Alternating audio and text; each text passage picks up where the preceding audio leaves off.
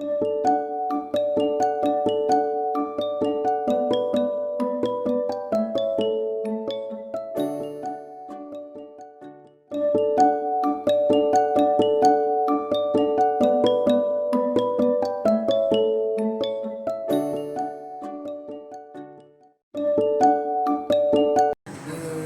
suis Florence Pala, CEO de Codenor, qui est une entreprise qui promeut l'économie circulaire. Donc Codenor pour collecte des déchets non organiques. Donc ce samedi 25 septembre, nous avons organisé l'initiative Apéro Vert qui répondait à une requête des étudiants qui sont présidents des associations qui ont un lien avec des activités de développement durable. Il s'agissait ici d'organiser des sessions thématiques sur la valorisation des déchets afin de faire comprendre à ces étudiants, au public qui nous a suivis en présentiel et en ligne, qu'est-ce que les déchets, une fois qu'ils sont triés, quels sont leurs devenirs. Donc nous avons convié effectivement les communes, les arrondissements de Yaoundé 1, 2, 3, 4, 5, 6, 7, ici représentés fortement. Et nous avons pu toute la journée passer donc de la sensibilisation aux déchets électroniques, plastiques, aux déchets végétaux. Donc un des résultats forts, c'est qu'on s'est rendu compte que la sensibilisation est importante, tient une place importante dans la gestion des déchets, en particulier l'approche qui est actuellement menée.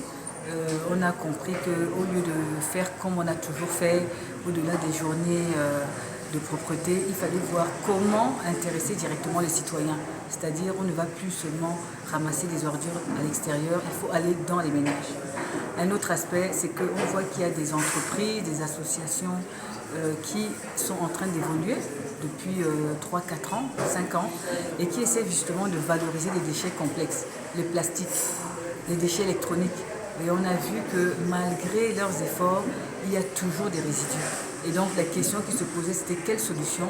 Et comme on sait qu'on était en train de s'adresser à un public d'ingénieurs, des grandes écoles, IRI, Polytechnique, ENS, École des travaux, quelles solutions ces ingénieurs peuvent apporter pour qu'on puisse trouver des solutions pour mieux gérer les déchets.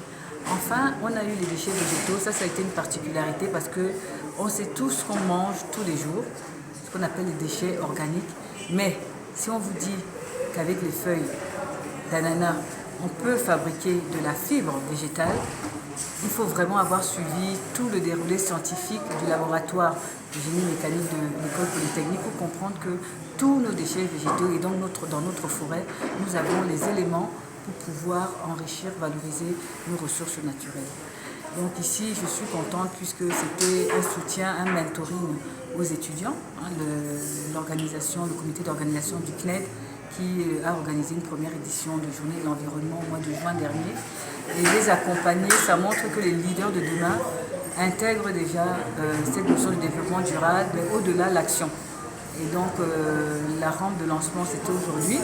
C'était aussi l'occasion de lancer les activités de sensibilisation de Codenor, d'une part, mais aussi de mettre un jalon pour l'initiative de 2022, dont l'objectif, certes peut-être ambitieux, est d'organiser un salon sur l'économie circulaire.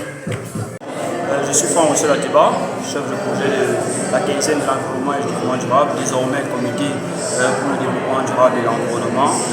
Nos attentes aujourd'hui sont satisfaites de ce que nous avons une organisation à deux volets, un apéro vert et la cérémonie de lancement. L'apéro vert a tenu toutes ses promesses, la cérémonie de lancement aussi. Nous sommes confiants et désireux de ce que, ensemble, nous pouvons conjuguer nos efforts, nous pouvons les fédérer de sorte à ce que, en agissant, nous pouvons agir local pour bâtir global.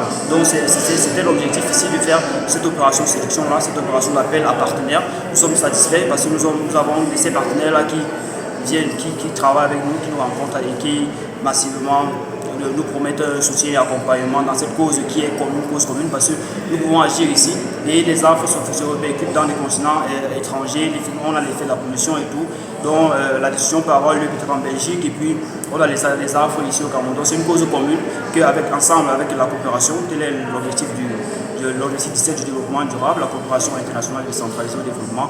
Nous bâtirons ensemble ce challenge et relèverons ce challenge de la protection de l'environnement et du développement durable à l'horizon 2030 pour ce qui est du développement durable et à l'horizon 2035 pour ce qui est de l'émergence du Cameroun selon la vision instituée par le président de la République, son excellence présidente. L'organisation de CNED, on a déjà cité plusieurs fois le président de l'association LID, Donc, ici s'achève l'initiative apéro vert. Et comme son nom l'indique, c'était l'apéro vert. Donc, vous souhaitez manger quoi? Des fibres? C'est la récite. Parce que, alors, il faut choisir. Soit vous anticipez, parce que vous allez produire des déchets, et vous allez aussi savoir comment vous allez les valoriser, soit vous allez, on ne sait pas, apéro vert, même moi je vous dis, je ne sais pas ce qui va être servi. C'était l'initiative, et comme je vous disais, c'est acteur depuis le départ. Donc maintenant, nous sommes tous acteurs, moi y compris. Donc voilà, je vous remercie encore une fois, et applaudissez pour vous.